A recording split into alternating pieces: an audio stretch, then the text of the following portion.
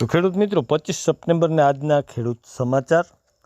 મોરબી, હળવદ, ધાંગધ્રાના ભાગોમાં તેમજ સૌરાષ્ટ્રના ઘણા ભાગોમાં 24 નંબર મગફળી તેમજ બીજી 90 દિવસની મગફળી પાકી ગઈ અને સિઝન આવી ગઈ. એક તરફ વરસાદી વાતાવરણ અને ખેડૂત ઊભી મગફળી ઉપાડવા મજબૂર, અને બીજી તરફ ખેડૂતને પૂછી તો ઘણા બધા રોગો આવ્યા અને પાકમાં નુકસાની આવી. ઉતારો 18થી 15 મણનો આવે એવો અંદાજ, અને બીજી તરફ ખોટા અંદાજ લગાડવામાં આવ્યા કે 65 મેટ્રિક ટન ઉત્પાદન મગફળીનું થાય. આ રીતે ભાવને તોડવા માટે રચાણું ષડયંત્ર, તેમજ અત્યારે પામોલીન તેલની મોટી આયાત કરી અને ખેડૂતને બજાર ન મળે એવા ઈરાદેથી બીજું એક ષડયંત્ર, અને ત્રીજું ષડયંત્ર કે સરકારી ટેકાના નામે ઠાગા ઠૈયા. ગઈ સાલ એક ખેડૂતની 200 મણ મગફળી ખરીદી કરવામાં આવી હતી, ત્યાં આ વર્ષે એક ખેડૂતની 65થી 70 મણ જ ખરીદી થાય તેવો અંદાજ ઊભો થયો.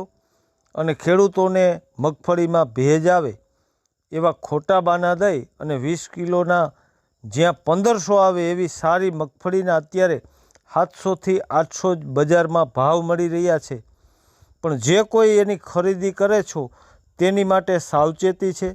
ખેડૂતની હાઈ લાગશે અને તમારી પેઢીયું થઈ જશે સાફ. અને સરકારી ટેકાના ભાવે ચાલતી જે સિસ્ટમ છે તેમાં કૌભાંડ સિવાય કાંઈ બીજું થતું નથી. તો આ આખી સિસ્ટમને બદલાવવામાં આવે એવી ખેડૂતની એક મોટી માંગ ઉઠી છે. અને આખા વિશ્વમાં સૌરાષ્ટ્રની સિંગ પ્રખ્યાત હોય તો અત્યારે મગફળીનો મોટો નિકાસ કરી અને ખેડૂતને ભાવ મળે તેવું આયોજન કરવું જોઈએ. એની બદલે ખેડૂત કઈ રીતે ભાવમાં કપાય એવા આયોજન સાથે બધા સાથે મળી અને કામ કરી રહ્યા છે. અને આવતા સમયમાં પામોલીન ખાય અને પ્રજા બીમાર પડશે.